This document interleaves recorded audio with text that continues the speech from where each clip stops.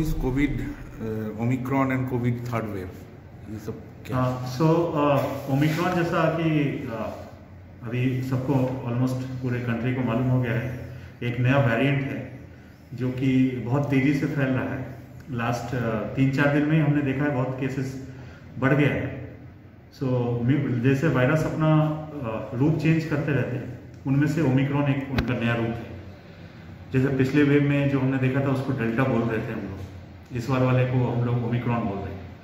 तो ये all over the world cases अचानक बहुत कम पीरियड में बहुत केसेस बढ़ा है, और उसके लिए जो मोस्टली रिस्पॉन्सिबल वेरिएंट है वो ओमिक्रॉन है। ओमिक्रॉन है इसका मतलब ये नहीं कि डेल्टा नहीं, डेल्टा केसेस भी हैं लेकिन ओमिक्रॉन भी है। ओमिक्रॉन उसमें से नया है। ज़्यादा इन्फेक्शन जो कॉज अभी कर रहा है या करेगा फ्यूचर में, जो नियर फ्यूचर है, उसमें ओमिक्रॉन करने के चांसेस ज़्यादा है। तो लेकिन एक अच्छी बात है कि हमारा जो केसेस बढ़ा है नो डाउट पूरे कंट्री में, लेकिन हॉस्पिटलाइजेशन कम हुआ है। तो हम लोग केसेस को लेके ज़्यादा वरीड नहीं होते हैं, हम लोग हॉस्पिटलाइजेशन को लेके वरीड होते हैं। तो अभी तक और आज जो मैं देख रहा हूँ उसमें हॉस्पिटलाइजेशन उतना ज़्यादा नहीं है। तो ज़्यादातर लोग जो हमारे कंसल्टेशन में हैं वो घर पे ही हैं और माइल्ड सिम्टम्स में ही हैं, तो ये एक अच्छी बात है। मेडिकेशन का प्रिकॉशंस क्या होगा ये थर्ड वेव के लिए? देखिए, जैसा मैंने बताया कि ये जो नया सडन इंक्रीज इन केसेस हुआ है, उसमें मेजॉरिटी जो हम लोग देख रहे हैं वो माइल्ड सिम्टम्स वाले देख रहे हैं। माइल्ड सिम्टम्स में ज़्यादा मेडिसिन भी नहीं है, ज़्यादा इन्वेस्टिगेशन भी नहीं है। आपको बहुत ज़्यादा टेस्ट नहीं करवाना, आपको बहुत सीटी स्कैन, एक्सरे ये भी नहीं करवाना। अगर आपको माइल्ड सिम्टम है, फॉर एग्जांपल अगर 1 दिन बुखार आया या 2 दिन बुखार आया या बॉडी में थोड़ा दर्द है या टेस्ट चला गया या थोड़ा जुकाम है, इसके लिए आपको बहुत ज़्यादा टेस्ट वगैरह भी कराने की ज़रूरत नहीं है। लेकिन आपको अपने सिम्टम्स पे नज़र रखना है। 2 सिम्टम है जो कि बहुत ही इंपॉर्टेंट है, जो कि सीरियसनेस को बताता है। वो होता है dry cough and breathlessness. Dry cough, severe dry cough, जो आपके नींद को डिस्टर्ब करे। अगर आप खांसते बोलते समय खांसते हैं या सोते समय खांसते हैं, तो वो एक सिम्टम है जो आप अपने डॉक्टर्स को रिपोर्ट करना चाहिए आपको।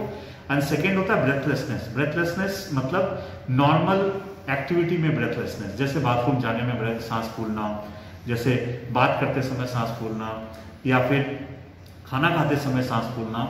ये सब होने से आप जो है अपने डॉक्टर को 100% रिपोर्ट करना चाहिए एज सुन एज पॉसिबल।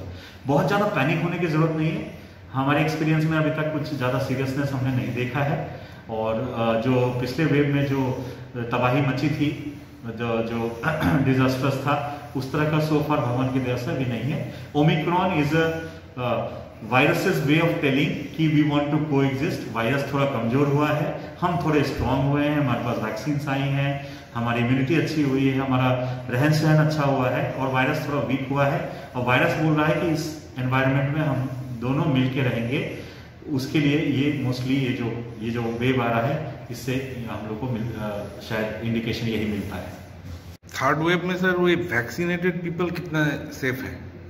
देखिए, वैक्सीन का जो रोल होता है वो सीरियसनेस को प्रिवेंट करने का होता है। Vaccination can not stop infection. Vaccine जो है आपके इन्फेक्शन को नहीं रोक सकते, लेकिन वैक्सीन आपके बीमारी को सीरियस होने से रोक सकते हैं। क्योंकि infection is nothing but entry of virus inside your body. अगर एक वायरस आपके नाक में या मुंह में जाता है तो उसी को हम लोग इन्फेक्शन बोलते हैं। लेकिन उस इन्फेक्शन से आपका बॉडी ज़्यादा अफेक्ट नहीं होना चाहिए, इसके लिए हम वैक्सीनेट करते हैं। पहली वैक्सीन नहीं है, बहुत सारी बीमारियों के वैक्सीन हम देते हैं, खासकर बच्चों में आप सबको मालूम होगा बहुत सारे वैक्सीन देते हैं। तो अभी तक हमने जो ऑब्जर्व किया है, जो वैक्सीनेटेड लोग हैं उनमें ज़्यादा तकलीफ नहीं होती है। अगर सिम्टम्स आ भी रहे हैं तो बहुत कम माइल्ड सिम्टम्स आ रहे हैं। इसलिए जो लोग अभी तक वैक्सीन नहीं लिए हैं किसी भी कारणों से, वो प्लीज़ इमीडिएटली अपने आप को वैक्सीन कराएं, ये मेरा रिक्वेस्ट है। सर वो 15 से 18 का वैक्सीन शुरू हुआ है, और ये बूस्टर डोज भी चल रहा है, इसके बारे में आप क्या बोलेंगे? ये एक बहुत अच्छा इनिशिएटिव है, और इतनी बड़ी कंट्री है, ये हमने देखा पहले सीनियर सिटीजन्स को दिया गया, फिर मिडिल एज लोगों को दिया गया, उसके बाद अभी बच्चों में स्टार्ट हो रहा है।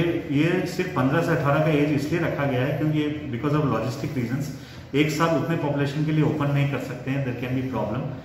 इसलिए स्लोली गवर्नमेंट उसको कर रहा है, अभी 15 से 18 ईयर्स वालों के लिए कर रहे हैं। ये बहुत ही सेफ है इस एज ग्रुप के लिए, और ये मैं रिक्वेस्ट करूंगा जितने ज़्यादा से ज़्यादा लोग इसको लें उनके लिए बेनिफिशियल होगा। बूस्टर भी स्टार्ट किया गया है क्योंकि कुछ लोग जैसे जो रिसर्च अभी सामने आया है उसमें है कि अगर आप 9 महीने के बाद बूस्टर लेते हैं तो आपकी जो फाइट करने की कैपेसिटी है वायरस के अगेंस्ट और अच्छी हो जाती है, आपकी इम्यूनिटी और अच्छी होती है। तो बूस्टर भी लेना है और जैसा रिकमेंडेड है, ऑल साइंटिफिक बेस्ड है, सब कुछ साइंस बेस्ड है।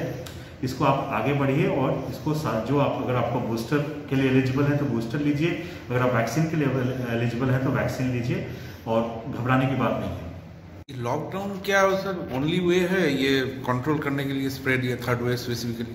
देखिए, लॉकडाउन एक एडमिनिस्ट्रेटिव पॉलिसी है जो कि नेशनल और स्टेट लेवल पे लोग करते हैं। कई कंट्रीज ने किया, कई कंट्रीज ने नहीं किया, लेकिन अगर अप्रोप्रिएट बिहेवियर लोग अपनाते हैं तो हम लोग लॉकडाउन को अवॉइड कर सकते हैं।